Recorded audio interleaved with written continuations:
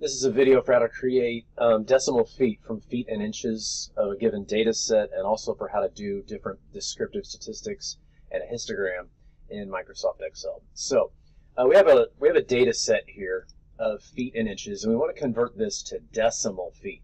So the way we'd go about doing that is to write ourselves an equation, or just basically writing an equation, or just making our own function in Excel.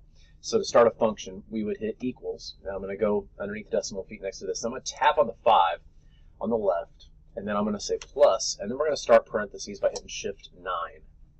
So to get to a decimal, we're going to tap on our 6 for inches, and then go divided by, and go 12, and then close your parentheses and hit Enter. And obviously half of 12 is 6, so we get 5.5. So underneath this one, let's do this one more time. Let's hit equals, let's tap on the 5, we're going to hit plus, start your parentheses, tap on the 4, divided by 12, and close your parentheses and hit Enter. And we get 5 1/3. That's obvious because 4 plus 4 is 8, 8 plus 4 is 12. That's 3 times to get to 12. That's a third. Now we could go through and do all of this for each one of these numbers, and that would take a second, but there's an easier way we can go about doing this. I'm just going to tap once on that 5.3, and in the bottom right-hand corner, you're going to see this black plus right here. I'm going to click and hold down and drag down, and then I'm going to let off. And you're going to notice that what we were able to do is to drag that function down.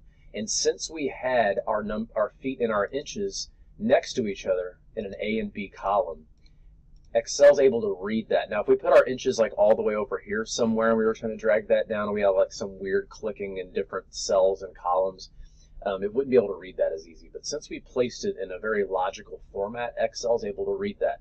So we're going to go through and we are going to do some functions at the bottom. So I want you to type the word sum down here at the bottom. And when you write sum, we're going to tap here, and we're going to come up and align that to the right. In the cell to the right of sum, we're going to hit equals, and you can start typing the word sum, and you're going to see this pull-down menu. And you're going to double-click on the word sum. And you're going to highlight all of your decimal feet, and you're going to hit Enter. And obviously we have 68.41 feet of total height within this group of students. So the next thing we're going to do is we're going to do some other types of functions that we can put in. So up here, just kind of up here in this area, I want you to type in the word mode. We're going to type in the word median. We're going to type in the word max. We're going to type in the word min. And we're going to type out STDEV for standard deviation. And then we're going to type out the word range down here at the bottom. So I have each one of these aligned on the left. I'm kind of a fan of aligning stuff on the right so you can see exactly what we were looking at. So what we can do is we can click on the column up here. Remember, if you want to click on a column, you click on a letter. If you want to click on a row, you click on a number over here. So we're going to click on the column. I put mine in column E, and I'm going to come up to the center, align right button. And we're going to align these to the right. And then for mode, we're going to hit equals to the right of mode. And just start typing out the word mode, and you're going to notice it gives you this pull-down menu. And it might say, do you want a multi-mode or a single mode? A multi-mode means if I have more than one reoccurring number, it'll count all the reoccurring numbers. If I have, if I were to have, 7 5'6" and 7 5'10", it would count both of those. I almost always use mode multi. Remember, mode is the most reoccurring number in a data set. We're going to double click on this, and we're going to highlight our decimal feet, and we're going to hit Enter. And our most reoccurring height, I'm going to go ahead and center this, is 5.5. And if we look over here, 5.5 inches, 5'6" is our most reoccurring number. It happens twice. No other number occurs more than twice. So we have that mode. Now we're going to find the median number. The median number is the middle number of this data set. What's the number that's in the middle? And we're going to hit equals. And we're going to type out the word median. And I want to double click on median. And I'm going to highlight my data set. And I'm going to hit Enter. And our middle number is 5.75. Now there's one that I forgot underneath here. We're going to do average. So I want you to type in the word average.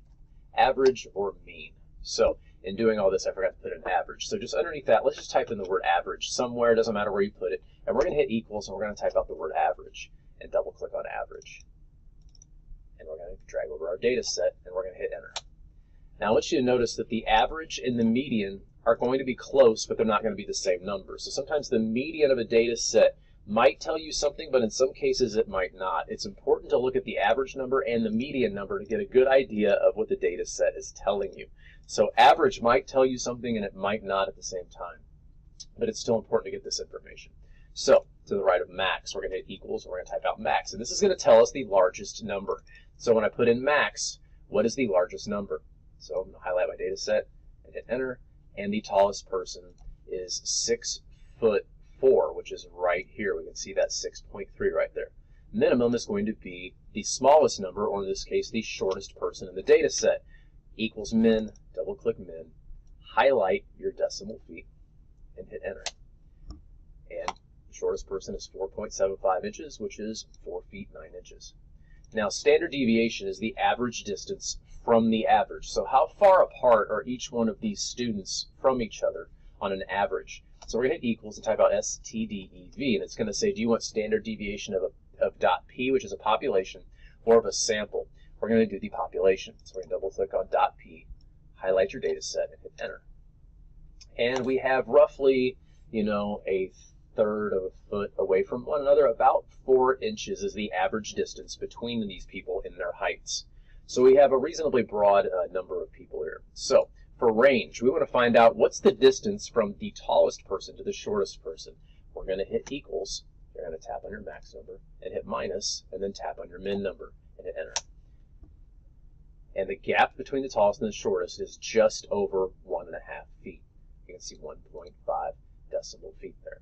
So we've gone through and we've written some equations, and I should say we've put some functions in here. Now remember what's great about Excel. If I say, this person is actually 9'6", and I come down, look at our numbers automatically adjust for you. That is what the best part of Excel is that automatically the numbers will adjust. I'll put in some ridiculous number here. I'll put in like 35 and just watch the numbers jump. It changes so many different things. It didn't change what the minimum number was, but it changed what the max number was. So I can go up here and click undo. And that's the best part of Excel, is that the math is done for you if the data set changes. You can even set all this up. You could take all of this away and still have this set up, and it's automatically going to be, the function's going to be in there for you. So for instance, I'm going to delete this 5'6", and it's going to go to 0. And if I say, that's actually 7 foot, and automatically it goes to 7 for decimal feet, and that's actually 7'7", it's going to automatically read it for me because I put that function over here. So I hit undo a few times and go back, and I'm back to my 5'6". So in creating these function blocks and all of this decimal feet, we can actually use something known as a data analysis tool pack to analyze this data without writing all of this in. So first thing you want to do is you want to go to File in the top left and go down to Options. And you're going to want to put a data analysis tool pack in here. And from Excel Options, we go down to Add-ins, and we go down to Excel Add-ins, and we click on Go. Now, I already have this loaded. I'm going to have this check mark right here. So if you don't see a check mark next to Analysis Tool Pack, please check that and then say OK. After doing that, you're going to go up to the Data tab. And on the right-hand side, you're going to see Data Analysis. And when you click on Data Analysis, you're going to see something called Descriptive Statistics. You're going to say OK. Input Range. We're going to click on this button, and we're going to highlight our decimal feet, and we're going to hit Enter. Then it's going to ask me for an output range. Now it says New Worksheet or New Workbook. Now if I just leave this checked, it's going to create a brand new sheet down here where you see this plus. I don't want that to happen. I want all of my statistical analysis to show up on this worksheet. So I want to click on Output Range right here, and click on this button over here and say, where's the top right-hand corner of all of this going to go? And I'll tap somewhere right around here. I want it to be on the right-hand side. So I'm going to do that and hit Enter. Then I'm going to check Summary Statistics, and I'm going to say OK. Now, come up between H and I and double click so we can read everything. And you're going to notice that it automatically went in and gave this kind of analysis of this data over here. It gave us a very broad overview of what all of this data is. So you're going to notice that when you go in, you go to median. Median's the same as it is here. Mode is the same here. It does this gigantic, what I call like a blood test of the data. It takes all this information and gives you this report back. So it's really cool to see the standard deviations the same. They used a sample standard deviation. We used a population standard deviation. That's for another lesson. But you notice they counted the total number of data sets we have. We have a total of 12 students we're looking at. And it's really cool to see this kind of thing. So remember, you can just run that data analysis pack over a series of data and get an idea of where you're at for what you're doing. So the next thing we're going to do is we are going to create a histogram. But we need to create some bins first. So As I scroll down here, you're going to see that there's this bin set. And what bins really are is these are just boxes we're going to place people into. So what they're saying at 4 feet 9 inches, and we're going to go up 3 inches in every one of these boxes. So 5.25 is 5'3", 5'6" is 5.5. So what we want to do is we want to come over here and we type in the word bins. And we just start going 4.75, 5, 5.25, 5.5, 5.75, 6.25, and 6.5, I think is where they ended. Yes, they ended at 6.5.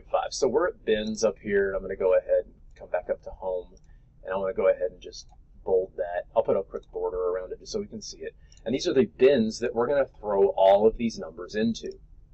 So once you have all of your bins created here, what we'll do is we're going to create something known as a histogram. We'll go ahead and I like putting borders around stuff so we can see it a little bit better.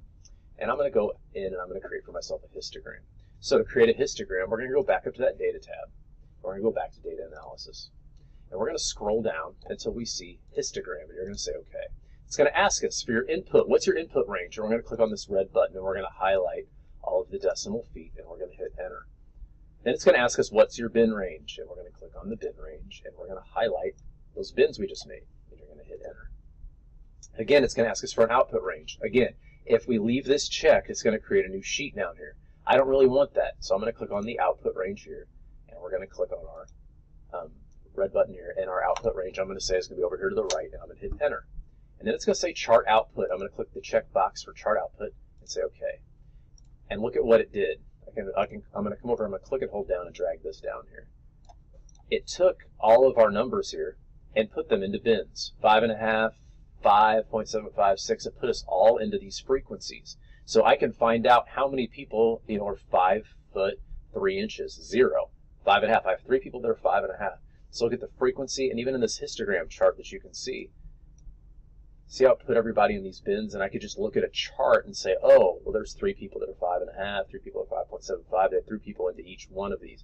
Notice how we don't have just perfect numbers here.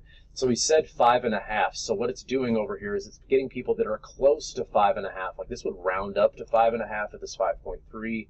Some of these would round down to 5.5. We don't have all these perfect 5'5" people, but the idea is they're putting them in a bin system. Now we could get much smaller with our bins and have a much more broad histogram, but we're not going to worry about doing that for right now. So I'm going to zoom out a little bit here and I'm going to drag this histogram over here to the side. So to turn in an assignment like this is how you would go about doing that. So what you would want to do is you want to highlight over the top of your assignment that you just did. And you can let off from here. Now we could organize this a different way, but we're going to leave this the way that we have it. And we've highlighted everything. We're going to go to File, and I want you to go to Print. And the printer you're going to choose is Adobe PDF. You're going to notice right now, all you see really is just a normal sheet of paper. You don't see everything you did. You only see what we did in the first part of the video. You're going to click on Print Active Sheets and go down to Print Selection. Where it says Portrait, we're going to turn that to Landscape. And even now, we don't have the histogram and everything. Where it says no scaling, we're going to go to Fit Sheet on one page right here. And look at what happens. It automatically fits the sheet on one page. And you go to Print. And what's going to pop up is you're going to, down at the very bottom of your screen, you're going to see probably this little thing that's flashing on and off in orange. And you're going to click on that. And you can go ahead and go to Save. And you can call this Height Spreadsheet, whatever you wish to call it. You can go ahead and call it that. Now let's say, for example, that you might say, but Adobe PDF's not working on my computer, or we don't have that. You can click on the Windows logo in the bottom left-hand corner of your screen and type in the word snip, S-N-I-P, and you can click on the snipping tool. And all you have to do for what we're going to do is you can just click on the word New when you get the snipping tool, drag a window over the top, save this up here, and then you can just upload that JPEG as your turned-in assignment. So this is the lesson for how to do the height of students in decimal feet. We wrote our own functions and pasted our own functions in. We used a data analysis tool pack. We wrote out our own bins, and we created a histogram. We will be doing a lot more of this as the year goes on in my IED class. Have a good day.